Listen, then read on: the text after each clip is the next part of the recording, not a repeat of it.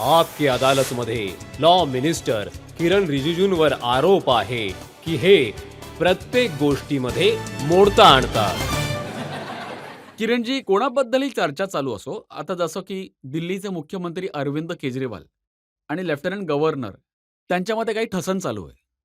केजरीवाल म्हणत आहेत की हा एलजी कोण आहे, कुठून आला, आमच्या डोक्यावर बसवून ठेवला आहे, तुम्ही मध्येच इंटरफेअर करत आहात, तुम्ही ट्विट करत आहात आणि तुम्ही असं म्हणता की जनता याचं योग्य उत्तर देईल.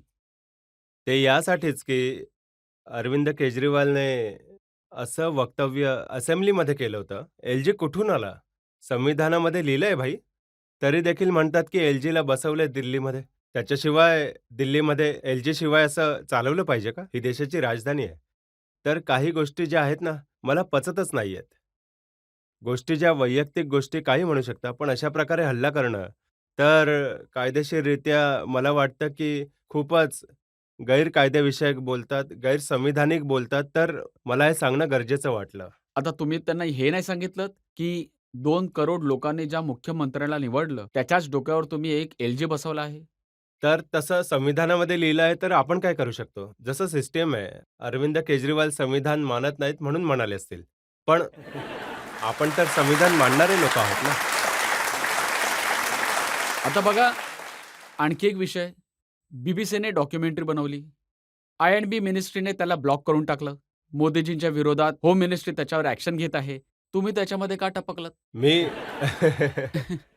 कसं आहे, ही खूपच गंभीर बाब आहे. सुप्रीम कोर्टाने जी गोष्ट 20 वर्षांपेक्षा जास्त देशांमध्ये काही असे लोक आहेत, जे देशाच्या प्रतिमेला खराब करण्यासाठी, मोदीजींना बदनाम करण्यासाठी वारंवार कॅम्पेन करतात, केसेस चालवतात. शेवटी केस सुप्रीम कोर्टात गेली.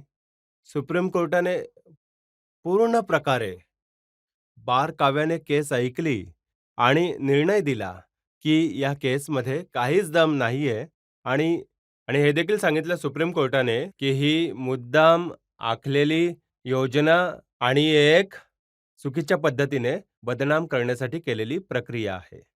जेव्हा सुप्रीम कोर्ट ऑफ इंडियाने निर्णय दिला आहे, तर बीबीसी काहीतरी फिल्म बनवतात आणि देशांमध्ये कम्युनिस्ट पार्टी, लेफ्टिस्ट, हे मौवादी, काँग्रेस पार्टी म्हणतात, की बीबीसीने जो रिपोर्ट दिला आहे, तो योग्य आहे. सुप्रीम कोर्टाला मानत नाही हे लोक. तर कायदा मंत्री असण्याच्या नात्याने मला बोलावं लागलं, की सुप्रीम कोर्टाचा निर्णय आपल्या देशामध्ये सुप्रीम कोर्ट आहे. बीबीसी किंवा हे जे सगळं दाखवतायत, ते आपल्यासाठी काहीच नाहीये.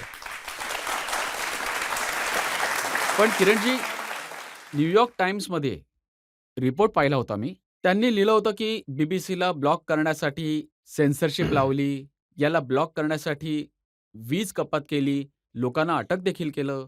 माहीत नाही हे लोक इंग्रज लोक तर निघून गेले. आज देखील बीबीसी आणि न्यूयॉर्क टाइम्समध्ये जे लिहिलं त्यालाच मान्यता देतात हे लोक. आम्ही लोक याला मान्यता देत नाही. आम्ही आपल्या देशामध्ये देशाचा निर्णय, देशाची जनता, देशाचे सुप्रीम कोर्ट आणि देशाचं जे सिस्टीम आहे, आम्ही त्यानुसारच चालू. बाहेरची धमकावणी, बाहेरची जी काही दादागिरी आहे, मोदीजींचं सरकार चालणार नाहीये. अच्छा, मी देशातल्या लोकांबद्दल चर्चा करतो तुमच्याबरोबर. तुम्ही जवाहरलाल नेहरूंच्या चुका मोजायला सुरुवात केली होती. कसं आहे, जम्मू-काश्मीर आमच्यासाठी खूपच महत्त्वाचा विषय आहे, मॅटर आहे. आणि लोकांनी असा समज केला, की जम्मू-काश्मीर जे आहे, भारतासोबत विलय करण्यासाठी जी प्रक्रिया आहे, त्याला विलंब झाला होता, महाराजा हरिसिंग यांच्यामुळेच. हे सगळ्यांनी वाचलं आणि सगळ्यांनी असाच विचार केला. हकीकत तर वेगळीच होती. तर मी नेहरूजींनीच ते स्वतः वक्तव्य केलं आहे पार्लमेंटमध्ये. स्वतःच या गोष्टी सांगितल्या होत्या, की महाराजा आधी आले होते. 1947 15 ऑगस्टच्या आधी महाराजा आले होते. विनंती केली होती. आम्हीच विलंब केला आहे. हे स्वतःच असं म्हणाले आणि याच गोष्टीला मी जनतेसमोर आणलं आहे. तर या चुकीचं असं काय केलंय मी? योग्यच काम केलंय ना? मला माहीत नाही तुम्ही हे चुकीचं अ, केलं की बरोबर केलं, पण आनंद शर्मांना ही गोष्ट चांगली नाही वाटली.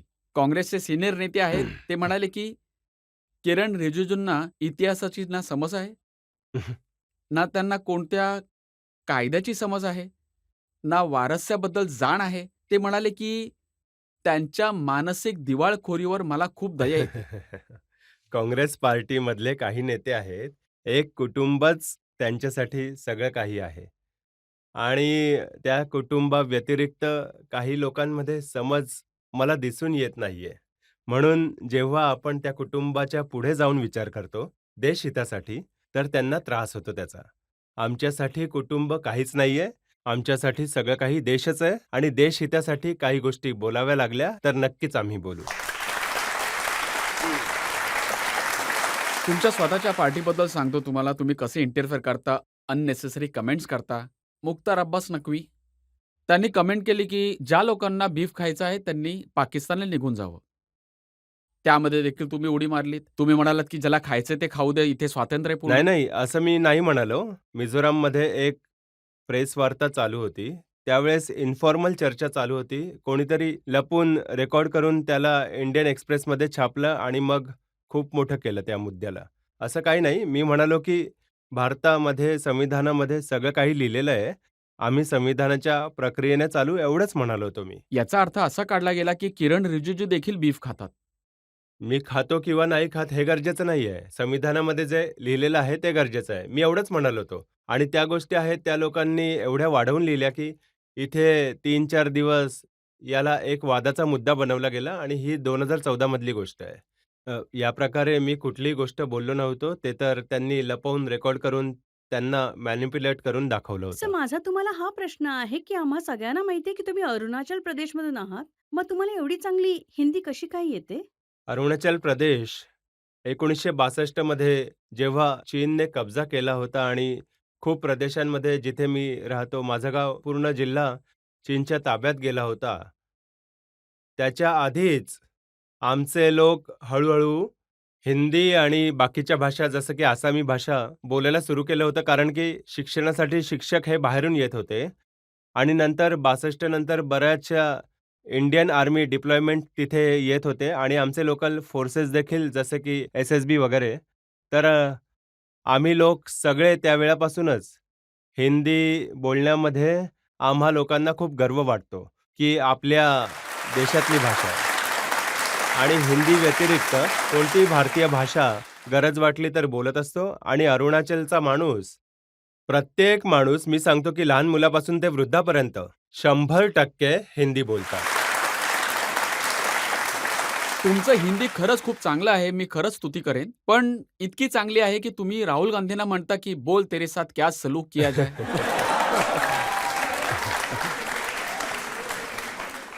राहुल गांधीजींबद्दल तर मी जास्त काही नाही बोलणार. कारण ते तर अगदी इंटरनॅशनल माणूस आहेत.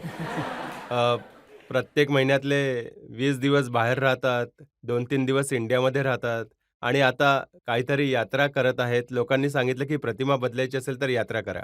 तर ते तर इंटरनॅशनल माणूस आहे. आम्ही तर भारत जोडो खेडेगावचे आहोत. यात्रेमुळे तुम्हाला असं वाटतं, की त्यांची प्रतिमा बदलली आहे? बघा, रजतजी, हे भारत जोडो मधल्या चर्चेत आपण नाही गेलं पाहिजे. आजच्या दिवसाला भारत देश स्वामी विवेकानंदजींनी जे स्वप्न पाहिलं होतं, की 21सावं शतक हे भारताचं शतक असेल आणि भारत एक डेव्हलप नेशन, विकसित देश बनेल. मोदीजींच्या नेतृत्वाखाली जर हे स्वप्न पूर्ण होत आहे, तर बाकी चर्चा का केली पाहिजे?